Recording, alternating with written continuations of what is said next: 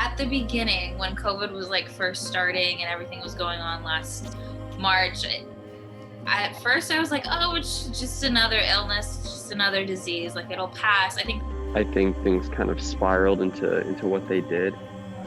Tonight, coronavirus exploding coast to coast. Desperate new measures in some states to slow the spread of the coronavirus. Now to growing concerns about the deadly coronavirus. Breaking news tonight on several fronts on the coronavirus pandemic. The persistent threat of a highly infectious virus shattering many college plans. Restricting the train schedule from New York City into Philadelphia, which is where I'm from. And my dad caught wind of this and basically ordered me to go home that night. March, I was supposed to just go home for like a weekend, a week at most. My mom and my dad were like, hey, like I think you just need to kind of get out of New York before it gets bad and pack an extra suitcase because, hey, you might be here for a really long time. I left school early. I had about a 3-hour window to trek back up to my dorm, get everything that I could fit in the suitcase and duffel bag that I brought and get on that train. At my gate, and all of a sudden, all of the planes had been grounded. No plane was allowed in New York, no plane was allowed out of New York, and everyone was freaking out. The control center had contracted COVID. All of a sudden, like out of the blue, one of the flight attendants was like, okay, we've got 15 minutes, get as many people as we can on this plane, we gotta leave. Walking into class and this girl with a mask on was going around telling everybody to put their mask on the street because of COVID. It's canceled. Like my math class was canceled. I don't have to go. I'm like, whoa, that's crazy. All right, I'll just go to psychology, but that's canceled too. And I got an email saying all classes are now moving to like online.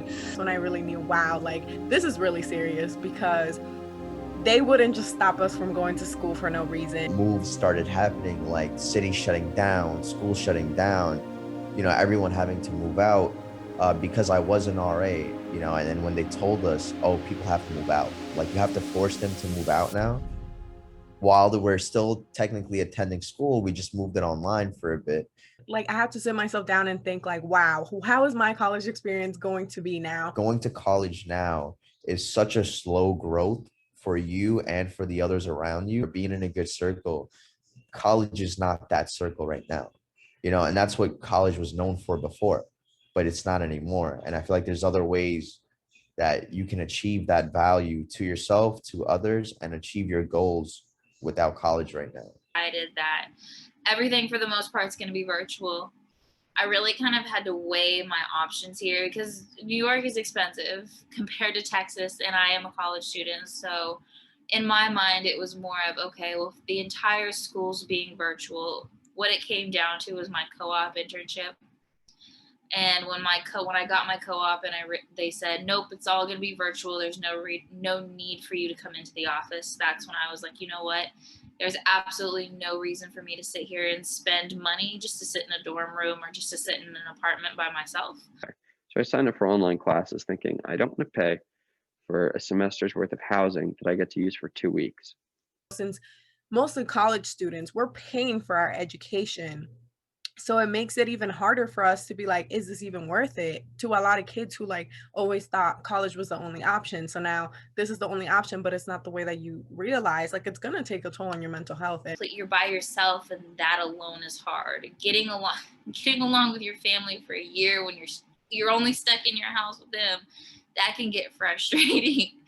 But even too, like some of us had loved ones that had COVID and had COVID seriously and lost loved ones to COVID, and that takes a toll. And then you just add all of those and combine them together. I think our mental health is something that colleges definitely need to do more to take part in. On top of COVID, like right before COVID, I was already like, oh my God, I was doing so much. And then COVID happened and it just broke me down. I was crying all the time. I felt like I couldn't do this anymore. I said to pick online courses instead of in person.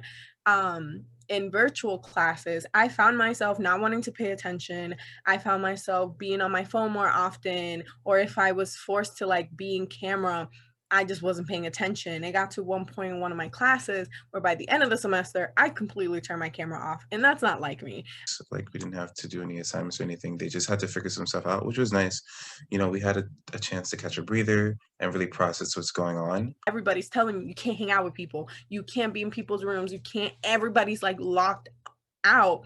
It was difficult to create relationships, but also me, I was alone. I was living in a room with 2 beds, but living by myself and just having me as company. A lot of personal regrets, relationships with people. I was in the dorms as an RA. I was interacting with a lot more people, and it was a lot easier to keep good relationships. Think I wish I would have like taken an online class.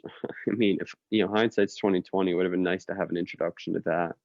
I guess I would have just liked to do more, to see more. As bad as COVID was, I learned a lot about myself. I learned a lot about my family. I learned a lot about my friends. And I think the people who meant the most to me and the people who I meant the most to, like, even if they didn't check in, which is fine, we're all going through our own things. I just that kept in contact. I was like, oh, okay, like these are my true friends. And I learned a lot and I grew a lot. So there are things that I wish I did, yes, but I don't really have any true regrets. If I had to do it all again, I'd probably do it the exact same way.